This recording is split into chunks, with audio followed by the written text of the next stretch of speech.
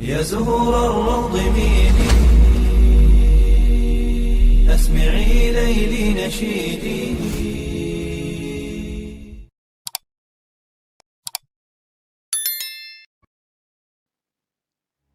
Assalamualaikum warahmatullahi wabarakatuh.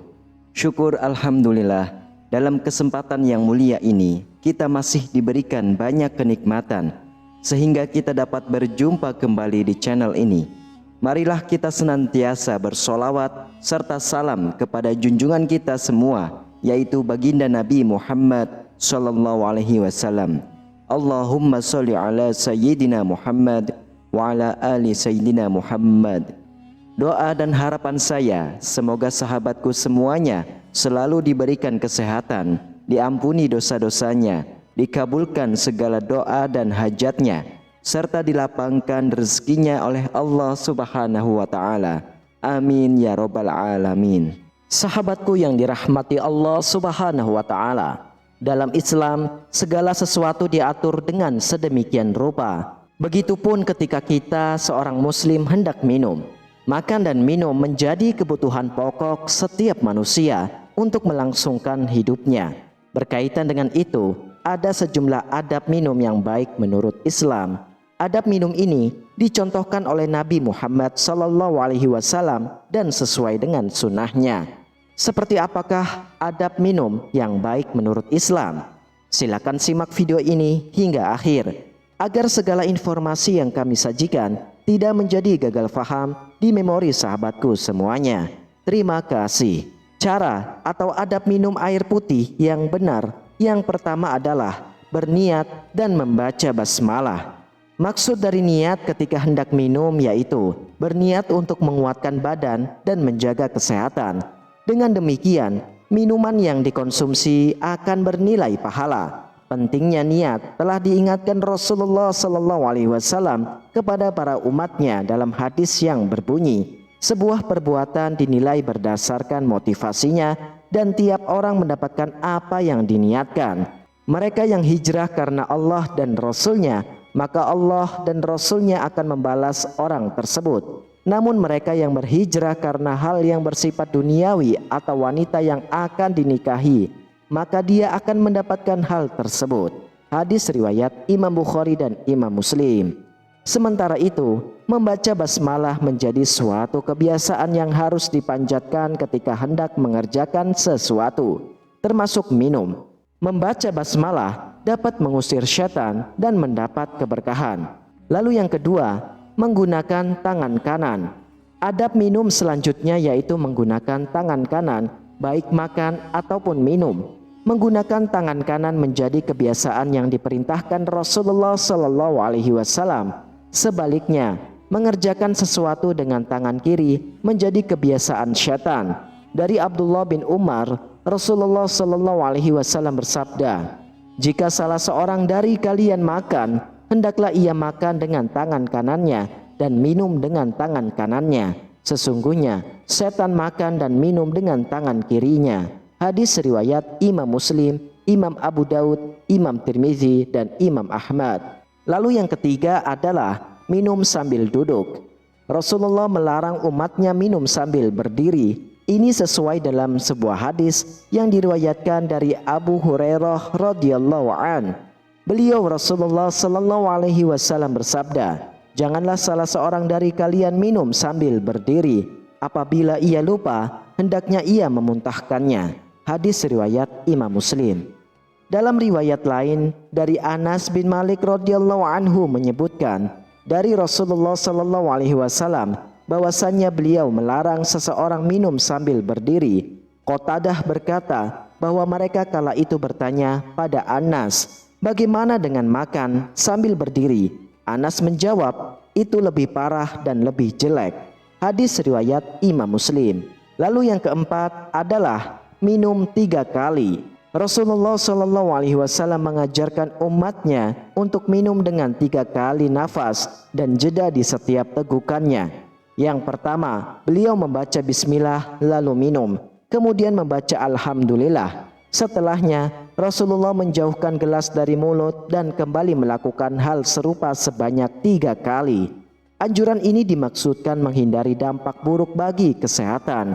Ketika seseorang minum sekaligus tanpa jeda dalam jumlah yang banyak, maka volume darah akan meningkat dan berujung membebani jantung. Lalu yang kelima adalah tidak bernafas dalam gelas. Adab minum lainnya yang harus diperhatikan yaitu tidak bernafas di dalam gelas atau menghembuskan udara ke dalamnya. Air dapat menyerap bau apabila seseorang baru makan makanan dengan bau menyengat seperti bawang merah. Lalu ia bernafas di dalam gelas, lalu bau tersebut akan berpindah ke air minum. Hal itu akan mengganggu jika air diminum oleh orang setelahnya. Begitupun jika aroma mulut seseorang kurang sedap. Karenanya, jauhkan gelas dari mulut jika hendak bernafas. Lalu yang keenam adalah memuji Allah setelah minum. Setelah minum, hendaknya umat Islam mengucapkan Alhamdulillah, yaitu segala puji bagi Allah. Ini menjadi wujud rasa syukur atas nikmat yang Allah Subhanahu wa taala berikan kepada kita. Lalu yang ketujuh adalah hindari gelas emas atau perak. Mengutip buku As-Suluk Al-Ijtima'i, Fikih Sosial, Membangun Masyarakat Berperadaban Islami oleh Syekh Hasan Ayyub, dijelaskan sebuah hadis yang menegaskan larangan penggunaan wadah berbahan emas oleh umat muslim. Rasulullah SAW bersabda, "Janganlah kalian minum dengan wadah emas atau perak, dan janganlah kalian memakai sutra dan brokat, karena keduanya untuk mereka orang-orang kafir di dunia dan untuk kamu di akhirat." Hadis riwayat Imam Bukhari dan Imam Muslim. Hadis ini melarang minum dan makan dengan wadah dari emas serta perak. Alasannya pun telah disebutkan dalam hadis ini, yaitu menikmati makanan dengan keduanya. Wadah emas dan perak di dunia adalah untuk orang-orang musyrik, sedangkan di akhirat mereka disiksa di neraka ketika orang-orang mukmin bersukaria di surga. As-Sa'ani berkata, hadis ini adalah dalil atas diharamkannya makan dan minum dengan wadah emas dan perak, baik wadah itu terdiri dari emas murni maupun campur perak. Imam An-Nawawi berkata, telah terjadi ijma atas diharamkannya makan dan minum dengan keduanya. Ulama berbeda pendapat tentang penyebab keharamannya. Ada yang mengatakan karena hal itu menandakan kesombongan, yang lain pun berkata karena keduanya adalah emas dan perak. Lalu yang kedelapan adalah hindari minuman yang haram. Menjauhi minuman yang haram juga termasuk ke dalam adab minum menurut Islam. Contoh dari minuman haram ini seperti arak dan alkohol. Minuman haram berdampak buruk bagi kesehatan, apalagi jika dikonsumsi rutin. Banyak dikitnya kadar minuman beralkohol tetaplah haram. Lalu yang kesembilan adalah jangan membuang minuman yang kejatuhan lalat. Ketika lalat hinggap di dalam minuman, kita tentu akan langsung membuangnya karena jijik. Namun, menurut ajaran Islam, minuman yang sudah dihinggap lalat masih aman dan dikonsumsi, asalkan mengikuti cara dan ajaran Rasulullah SAW. Rasulullah bersabda, jika seekor lalat jatuh dalam minuman salah seorang di antara kalian, maka celupkanlah, lalu buanglah lalat tersebut karena di salah satu sayapnya terdiri racun dan sayap lainnya terdapat penawarnya. Hadis riwayat Imam Bukhari nomor 3320. Kemudian yang ke-10 adalah menjaga kebersihan gelas atau wadah minum. Adab lainnya adalah menjaga kebersihan gelas atau wadah minum. Rasulullah SAW selalu menekankan pentingnya kebersihan dalam segala aspek kehidupan. Minum dari wadah yang bersih tidak hanya menjaga kesehatan fisik kita, tetapi juga mencerminkan kebersihan hati kita. Kita dianjurkan untuk membersihkan gelas atau botol sebelum digunakan, terutama jika wadah tersebut sudah lama tidak digunakan atau dibiarkan terbuka. Kebersihan adalah sebagian dari iman, dan menjaga kebersihan dalam segala hal, termasuk minum, akan membawa kita kepada keberkahan. Wallahu a'lam bishawab. Sahabatku yang dirahmati Allah Subhanahu wa taala, demikianlah adab cara minum yang baik dan benar menurut Islam. Islam mengajarkan kita untuk memperhatikan adab dalam setiap hal, termasuk dalam hal yang sederhana seperti minum.